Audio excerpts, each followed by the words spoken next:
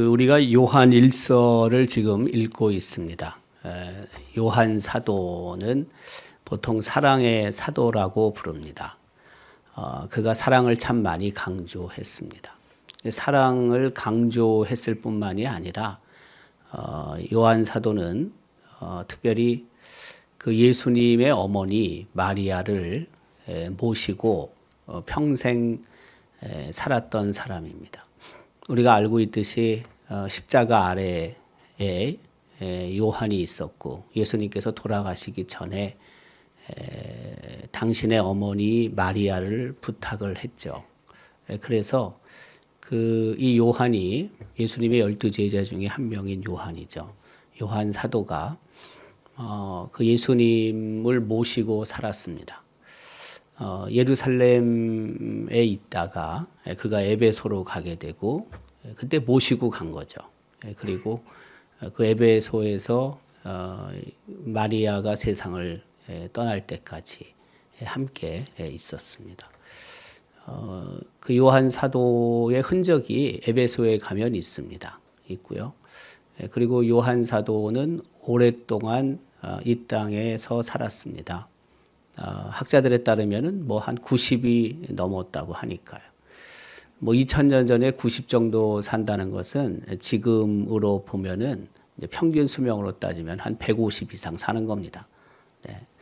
그때만 하더라도 그 평균 수명이 그렇게 높지 않았고 우리 그 조선 시대를 보더라도 평균 수명이 40도 안 됐다는 얘기도 있으니까 그러니까는 지금하고는 다른 거죠. 하나님께서 요한에게 장수의 복을 주셨고 그리고 그가 이렇게 요한 서신을 남길 수 있게 하셨습니다. 요한 복음 그리고 요한 서신을 남기게 하셨죠. 그러니까 그 사랑을 강조했다고 해서 그냥 말만 그가 사랑을 이야기한 것은 아니고 실제 그의 삶이 그런 사랑의 삶을 살았다고 할 수가 있습니다. 다른 기록들은 잘 모르겠는데 예수님의 어머니 마리아를 모시고 어쨌든 평생 살았다고 한다면 그가 이 사랑을 강조할 만한 충분한 사람이다라고 말할 수 있는 거죠. 원래 우리가 27절까지 읽어야 되는데 너무 길어서 17절까지만 읽었습니다. 특별히 오늘 이 본문에 따르면 이제 그리스도인들, 거듭난 그리스도인들, 구원의 확신 속에 살아가는 그리스도인들, 또 다르게 얘기하면 참된 그리스도인이라고도 할 수 있겠지만 그 참된 그리스도인은 몇 가지 특징이 있습니다. 첫 번째는 죄 사함을 받았다라는 이제 확신이 있습니다. 그게 이제 12절을 이렇게 기록하죠. 자녀들아 내가 너희에게 쓰는 것은 너희 죄가 그의 이름으로 말미암아 사함을 받았습니다. 우리가 예수 그리스도의 보혈로 죄 사함을 받았다라는 확신 속에 우리가 살아가야 되는 게 당연한 거죠. 네. 물론 그 살면서 또 죄를 짓고 또 다시 하나님 앞에 죄 용서를 구하고 또 사유의 은혜를 우리가 누리며 살죠. 그러나 어쨌든 십자가의 보혈로 우리의 죄가 깨끗이 씻어진다. 또 씻음 받았다. 또 혹 우리가 죄를 범한다 할지라도 예수 그리스도 앞으로 나아간다면 그 십자가에서 흘리신 예수 그리스도의 보혈이 우리의 죄를 씻는다.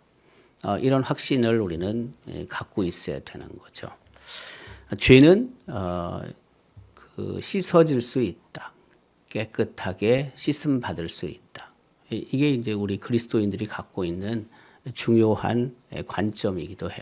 두 번째는 뭐냐면 죄는 극복될 수 있다는 것입니다. 죄는 사함을 받을 수 있다. 같은 개념이긴 한데 우리는 죄 사함을 받았다. 이제 그거고. 그래서 우리는 구원을 받게 되는 거죠.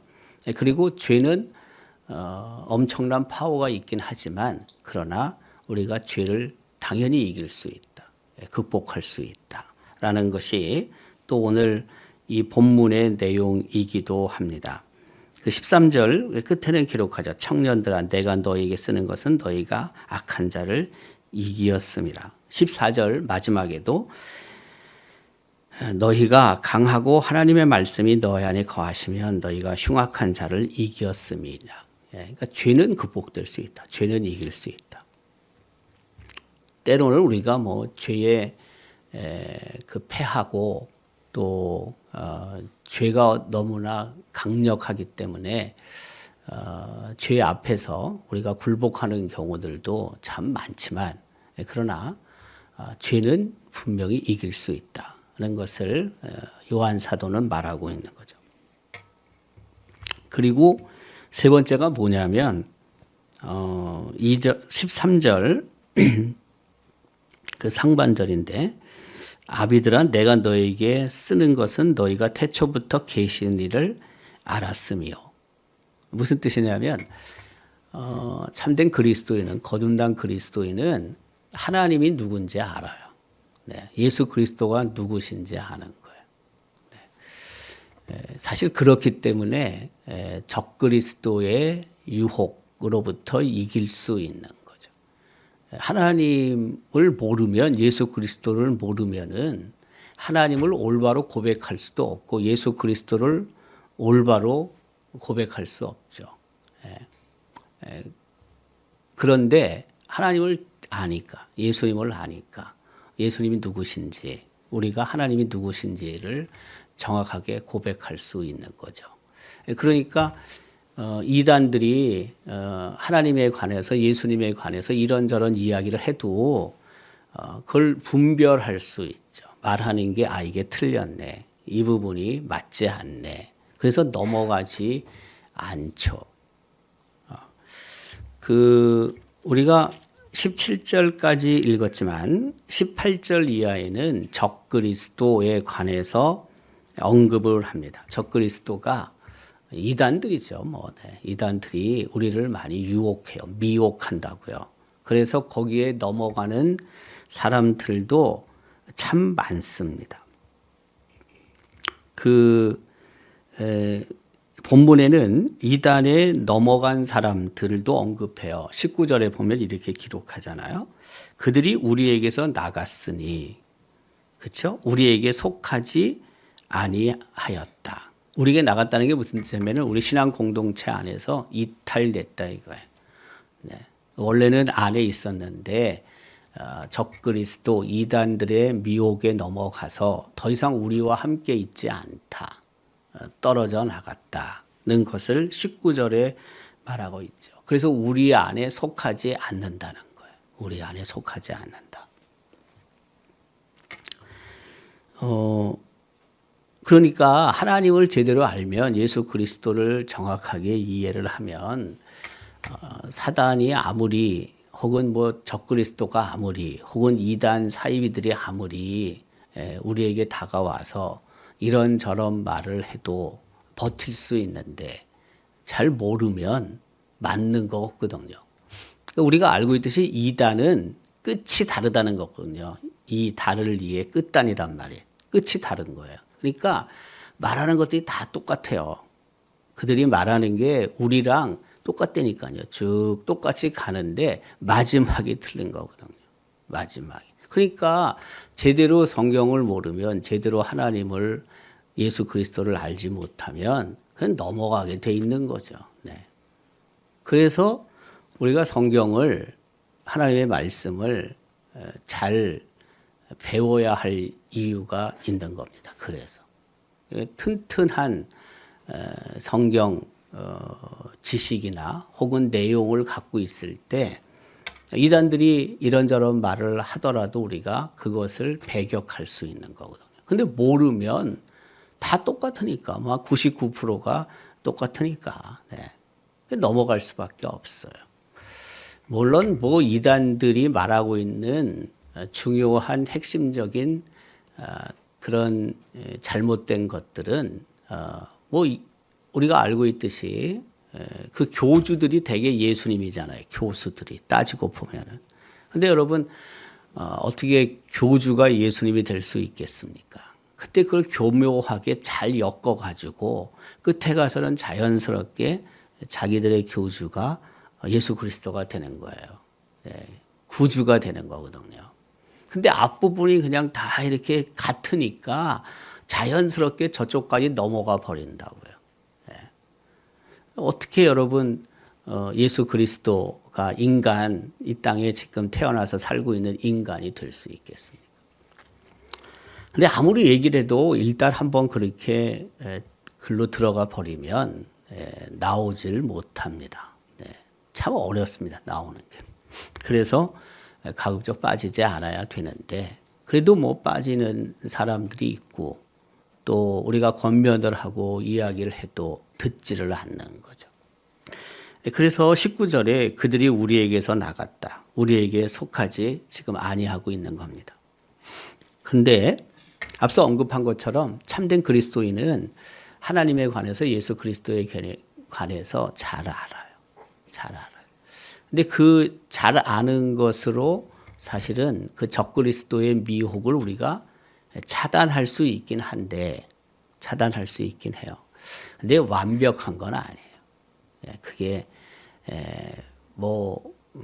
그 사이비의 공격이나 또 이단의 미혹으로부터 우리가 이렇게 극복할 수는 있는데, 그러나 100% 완전한 건 아니에요.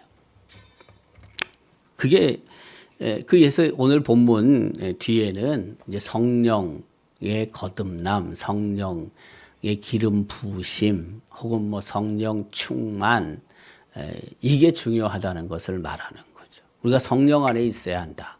성령께서 내 안에 계셔야 한다.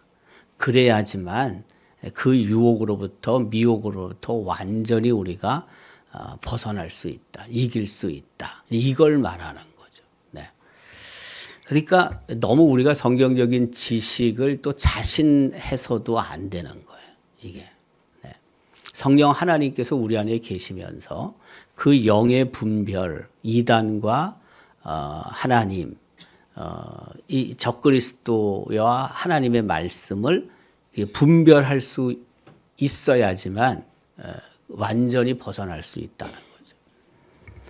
우리가 성경을 알아봤자 또 얼마나 많이 알겠습니까? 솔직히. 네. 뭐 아무리 또 많이 읽고 많이 배운다 할지라도 우리가 이 하나님의 말씀을 다 이해하겠습니까? 이해 못하죠. 네. 어렵죠. 여러분들도 성경을 쭉 읽으면서 이해가 안 되는 부분들이 많이 아마 있을 겁니다. 우리들도 그래요. 신학을 전공한 사람들도 오랫동안 설교를 한 사람들도 설교하기 위해서는 본문을 읽고 묵상하고 이해가 안 되는 것은 신학자들의 그 쓴 책들을 또 찾아봐야 되거든요. 예. 그래야지 좀 더 정확하게 이해가 되거든요. 그러니까 오랫동안 성경을 갖고 말씀 안에서 어쨌든 가르치고 또 뭐 묵상하고 적용하고 했다 할지라도 여전히 모르는 게 많은 거예요. 왜? 하나님께서 당신의 말씀을 기록한 책인데 우리가 하나님이 아닌 이상이에요. 어떻게 이걸 다 읽겠어요? 다 알겠어요? 모르지. 네. 그래서 대개 이제 신학자들도 자기가 특별히 관심을 갖고 있는 주제들이 있는 거죠. 주제들이. 예를 들면 뭐 창세기에서도 어떤 특별한 분야를 가지고 논문을 쓰는 거죠. 뭐 어떤 분들은 뭐 이제 시편만을 또 가지고 또 평생 연구하는 거예요. 네. 이제 시편을 연구했다고 해서 시편만 아는 건 아니고 이렇게 전문성을 가지고 오랜 세월 동안 한 주제를 갖고 공부를 하면, 연구를 하면, 글을 쓰다 보면 이제 주변에 있는 다른 책들도 그 정도까지는 안 되지만 상당한 수준에 올라갈 수 있죠. 예. 그게 그런 거거든요. 우리가 대학을 졸업했다, 학사가 됐다. 그다음에 좀 더 공부를 하면 석사가 되잖아요. 그러면 어떻게 되냐면 학사 4년 공부할 때는 여러 전공 분야가 있는데 여러 과목들 중에서 조금씩 이렇게 아는 거예요. 조금씩 한 예를 들면 뭐 한 1cm, 2cm씩 내려간 거라고요. 그 석사가 되면은 그 중에 한 분야를 한 5cm나 10cm가 내려간 거고 나머지는 한 2, 3cm 내려간 게 그 석사를 하면서 기초가 더 탄탄해지기 때문에 그게 한 1cm씩 더 내려가는 거예요. 다른 것들도 내가 이해할 수 있다고요. 더 깊이. 그러다가 이제 박사가 되면 아까 석사한 걸 가지고 내가 더 깊이 연구하면 그게 한 1m쯤 내려왔다고 예를 들면. 그렇다고 해서 1m 내려왔는데 다른 과목들을 내가 뭐 학사나 이랬을 때 내려간 정도밖에 안 되는 게 아니고 박사를 했기 때문에 저변에 많은 것들이 쌓여서 다른 과목들도 깊이 내려갈 수 있어요. 이게 그 보는 눈이 달라지는 거거든요. 그 부분에 대해서 집중적으로 공부를 많이 하면 다른 것도 똑같죠. 뭐 마찬가지인 거죠. 우리가. 네. 근데 어쨌든 그렇다 하더라도 성령께서 우리 안에 우리가 성령 안에 계셔야지만 또 우리가 있어야지만 그 분별할 수 있는 미혹하는 것, 하나님의 말씀 이것을 우리가 딱 분별할 수 있는 거지 분별 못하는 경우도 많은 거죠. 오랫동안 신앙생활하고 오랫동안 성경을 읽고 오랫동안 헌신했다 할지라도 잠시 우리가 그 분별할 수 없을 수도 있어요. 그때. 예. 그게 무슨 뜻이냐면은 성령 안에 내가 있지 못한 거죠. 네. 또 성령께서 내 안에 계시지 않는 거죠. 그러면 분별을 못해요. 네. 알갱이들이 먼지 알갱이들이 네. 좀 안에 들어오네요. 제가 그렇게 예민한 것 같지는 않은데 그 기차를 타고 가다 보면 여기 괜찮았는데 기차만 타면 콜록콜록해요. 예. 그 가만 내가 생각해 보니까 그 기차 안에 객실 안에 공기가 안 좋은 거예요. 왜 갈 때 그랬는데 또 내려서도 좀 괜찮더니 또 올 때 타니까 또 다시 또 막 나오는 거야. 그래서 제가 이 객실 안에 먼지가 많구나. 예. 제가 그 생각을 했어요. 하긴 뭐 여러분 생각해 보세요. 그 기차 객실 안에 언제 그 환기시킵니까? 공기청정기로 돌리긴 하겠지만은 그게 생각보다 더러워 내가 보니까 뭐가 많이 날아다니는 거예요. 내 목에서 그게 증명이 되는 거거든. 계속 콜록콜록 하게 만들어서 미안해가지고 이게 또 혹시 내가 또 뭐 코로나 걸린 게 아닌가 다른 분들한테 폐를 끼치는 게 아닌가 생각이 드는데 전혀 괜찮다가 타기만 하면 자꾸 나와. 타기만 하면 잠시. 네. 뭐가 얘기하다 그랬어요. 그래서 어쨌든지 간에 우리가 성령 안에 머물러야 한다. 성령 안에 머물고 성령께서 내 안에 계셔야지만 분별할 수 있고 그런 유혹에 우리가 넘어가지 않을 수 있다. 이거를 오늘 본문 12절부터 27절까지의 내용이에요. 근데 중요한 것은 우리가 죄사함을 받았다. 죄를 이길 수 있다. 그리고 하나님과 예수 그리스도에 대한 분명한 지식을 우리가 갖고 있다. 이제 그런 말씀인데 이런 사람이 어떠냐면 이런 사람들은 특징이 뭐냐면 세상을 사랑하지 않는다. 하나님을 사랑한다. 그거예요. 한마디로 얘기하면. 그러니까 세상을 사랑한다는 것은 여전히 아직도 뭐 내가 죄 사함을 받았다. 뭐 내가 죄를 이길 수 있다. 혹은 하나님과 예수 그리스도에서 잘 알고 있다라는 것이 좀 부족한 게 있다는 뜻이에요. 부족한 것이. 그러니까 세상적인 것들, 세상을 우리가 하나님보다 조금 더 사랑하는 측면들이 있다면 여전히 우리의 연약함이 있다. 이것을 우리가 인식하며 살라는 거예요. 인식하며. 그러면서 16절에 이렇게 기록하잖아요. 우리가 너무나 잘 알고 있는 말씀인데 이는 세상에 있는 모든 것이 육신의 정욕과 안목의 정욕과 이생의 자랑이다. 이것은 하나님께로부터 온 것이 아니다.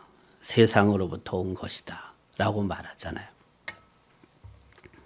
육신의 정욕, 뭐 저것도 좋아 보이고 그래서 저것도 내가 더 많은 관심을 갖고 예를 들면 뭐 먹는 것도 그런 거예요. 먹는 것도 네. 그 식탐 같은 것도 똑같은 거예요. 네. 뭐 식탐만 있습니까? 우리가 삶의 자리에서 내 육신의 그런 를 채우기 위한 만족하기 위한 그런 욕심들이 우리 안에 있는 거죠. 안목의 정욕도 그런 거죠. 하나님의 시각으로 보는 게 아니고 내 인간적인 시각으로 보는 거죠. 네. 좋은 것들을 우리가 관심을 가지고 또 거기에 우리가 몰입되는 경우들이 많죠. 다 그래요. 살면서 뭐 그렇지 않은 사람이 어디 있겠습니까만은 정도의 차이가 있긴 하지만 그러나 너무 이 속에 깊숙이 들어가는 것들 그거 옳은 게 아니라는 거죠. 세상을 사랑하는 거라는 거죠. 이생의 자랑. 하나님 자랑보다는 은혜를 자랑하는 것보다는 뭐 내 자신이 소유하고 있는 것이나 또 내의 위치나 뭐 이런 것들을 자랑하는 것들. 네. 이런 것은 다 하나님 아버지께로부터 온 게 아니다라는 것입니다. 세상으로부터 왔다는 것입니다. 그리고 이런 것들은 다 일시적이라는 거예요. 오래가지 않는다는 거예요. 영원하지 않는다는 거예요. 17절을 기록하잖아요. 이 세상도 그 정욕도 지나가되 오직 하나님의 뜻을 행하는 자는 영원히 거하느니라. 그러니까 하나님을 사랑하는 자는 하나님 말씀 안에서 사는 것이고 그리고 하나님의 말씀을 준행하며 사는 거죠. 그러니까 하나님 말씀을 따라 산다는 것은 하나님을 사랑하는 반증이 될 수 있다는 거죠. 오늘 이 본문이 그렇게 뭐 어렵지 않습니다. 12절부터 17절까지 그리고 18절부터 27절까지 내용으로 구성이 되어 있는데 요한 사도가 우리에게 강조하는 것은 세상이 아니라 영원한 하나님을 사랑하며 살기를 강조하고 있는 거죠. 네. 살아가면서 뭐 세상에 있는 여러 사람들을 어떻게 우리가 사랑하지 않겠습니까? 당연히 사랑해야 되죠. 네. 근데 우선적으로 하나님을 사랑해야 한다. 그리고 그 하나님 사랑하는 것처럼 이웃도 사랑하라. 이게 이제 율법의 두 개의 강령이잖아요. 근간이 되는 거잖아요. 근간이. 그래서 요한 사도가 이 사랑을 말하고 있는 것입니다. 그러나 무조건적으로 1차적으로는 당연히 하나님을 사랑하는 것이 옳다는 것입니다. 하나님을 사랑하는 것이. 하나님을 사랑하지 않고 이웃을 사랑한다. 그건 반쪽 사랑이 아니고 빵점 사랑이에요. 빵점 사랑. 예. 우리가 생각할 때 하나님 사랑하지 않는 사람이 이웃을 사랑하는 것, 그건 세상 사람이 볼 때는 뭐 혹은 100점을 줄 수도 있고 50점을 줄 수도 있을지 모르지만은 하나님이 보실 때는 하나님 사랑 없이 이웃 사랑하는 것은 50점이 아니고 반쪽 사랑이 아니고 아무것도 없는 거예요. 아무것도. 네. 그러니까 우리가 하나님 안에서 머문다는 것은 그리스도 안에 있다는 것은 다른 게 아니고 하나님을 누구보다 사랑해야 하고 하나님을 누구보다 우선적으로 생각해야 하고 그 하나님을 위해서 우리가 하나님이 원하시는 일을 따라 행하며 사는 것. 그게 바로 이웃사랑으로 넘어가는 거지만은 바로 그렇게 살라는 거예요. 오늘도 또 여러 유혹들이 있을 수 있습니다. 미혹을 우리가 받을 수 있습니다. 그러나 그것을 이길 수 있고 그것을 분별할 수 있는 것은 성령 안에 머무는 것이는 것을 기억하고 더욱 우리의 삶의 자리가 하나님의 말씀으로 채워지고 또 성령 안에서 살아갈 수 있기를 주님의 이름으로 기원합니다.